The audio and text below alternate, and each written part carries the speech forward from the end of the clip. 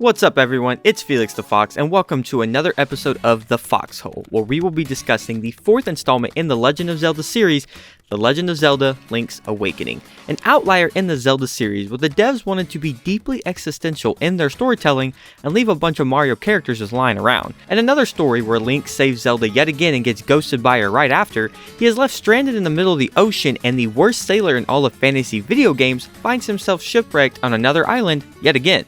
This is where one of the Zelda series' most bizarre adventure begins. The development for this game started as a side project from A Link to the Past, developers and programmers messing around with the Game Boy's hardware after hours.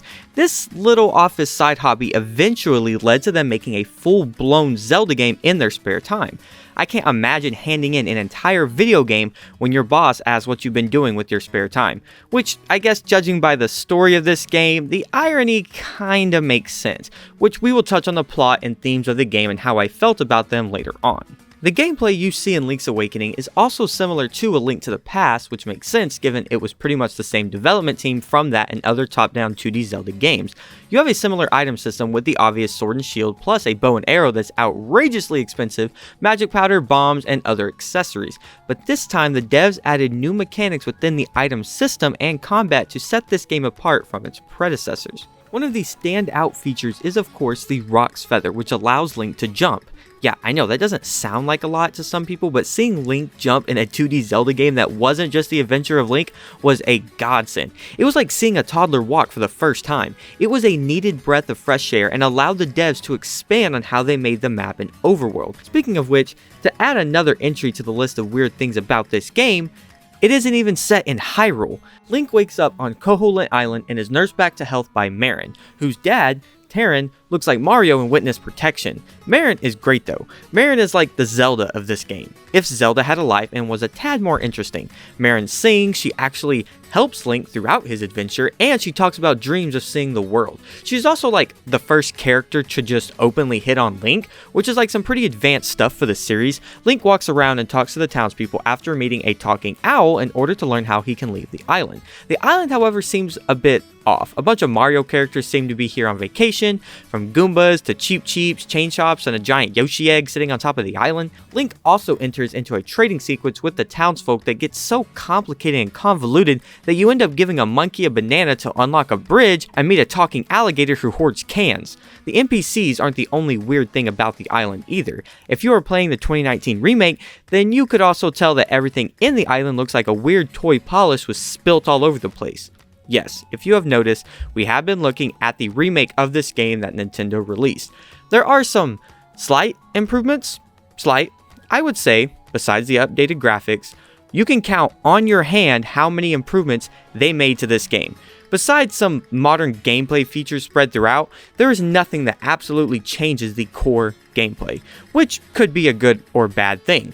A lot of Nintendo's remakes tend to be on the very safe side, using BDSP as the absolute prime example of such occurrences. Nintendo seems to think gamers want the exact same experience they had 10 plus years ago, with only a new coat of polish that may or may not look better than the original. I think they made the item placement and world map a bit less complicated in this remake in terms of just like an easier UI. Dungeons in this game I think benefit the most from this remake, as everything is just easier to see on modern consoles and on modern screens with this new colorway. But speaking of the dungeons in this game, they are very complicated, as some of them have very clever design where you think the devs did a very good job, and then other times they have you questioning what else you could be doing with your time besides the last 3 hours you spent trying to find a key that you just missed at the entrance of the first room. And I have mentioned before that I am slow to picking up new mechanics and trying to figure out what objectives the game wants me to do. But with this game, I'd say it was like a perfect 50-50. There were moments where I felt so accomplished figuring out the exact weird riddles and puzzles the game threw at me, but other times where I had to look up 3 different guides in order to find the exact thing I needed or the exact path I had missed in order to backtrack. After playing through the game though, I think it was a good mix, but I am so glad I live in a time where guides are just readily available. This is a quality 2D Zelda game that rivals its counterparts in terms of innovation and gameplay. Iconic items such as the Pegasus boots and series stables like the heart container make this game special, but its story and atmosphere is what really sets this game apart and gives it its charm. The entire island of Koholint is protected by the Windfish, a powerful entity sleeping inside the giant Yoshi egg atop of the mountain.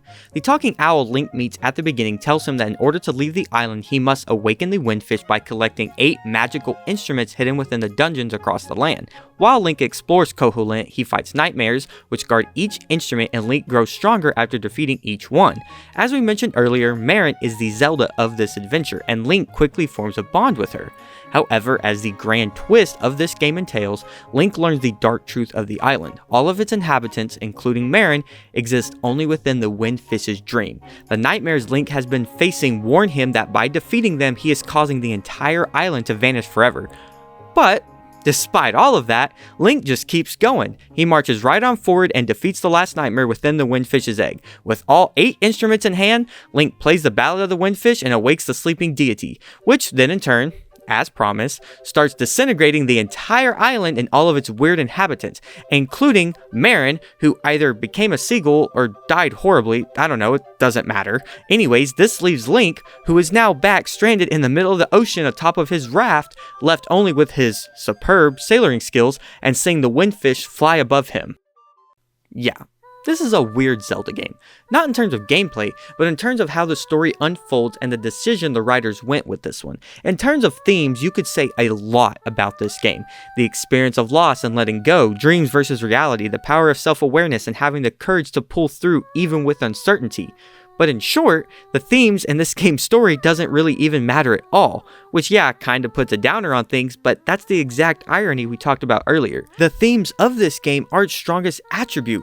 This game was just a side project by the team for A Link to the Past and other developers. This was all done off the books for who knows how long. Eventually, of course, we know everyone comes together and decides when it's going to be a full-fledged game and go through all the steps, but for how this started, I think the story is perfect for a game like this. This game, maybe, wasn't even going to happen. They probably thought it was a fun idea to throw Mario villains in and other weird quirks because it seemed like maybe this wasn't ever going to see the light of day, so they could just have fun and do what they want, which I think gave them the inspiration to make a weird and kooky story like this one. Most Zelda games have a lot of that legend stuff going on, if you know what I mean. Ancient inscriptions and the evil force always being Ganon or some ancient force of evil like Ganon, and then this game just has a fish inside of a Yoshi egg, which is amazing. The devs got to step outside of their comfort zone and make an adventure for Link like you have never seen, while still retaining amazing core gameplay and storytelling. I'm not gonna harp on the remake for not doing anything other than making a new coat of polish that may or may not look better than the original, but this game was a marvel for the Game Boy and I think deserves such a better direction for its remake. In hindsight, we know Echoes of Wisdom features an art style similar to this, so maybe this is just the direction 2D Zelda games are going to go for the Switch consoles. But I thought maybe the toy polish was because of the dreamlike story this game features, and maybe that's why Nintendo made that decision, not because they really thought this looked incredible. It's not awful, but it's not anything breathtaking, it's suitable.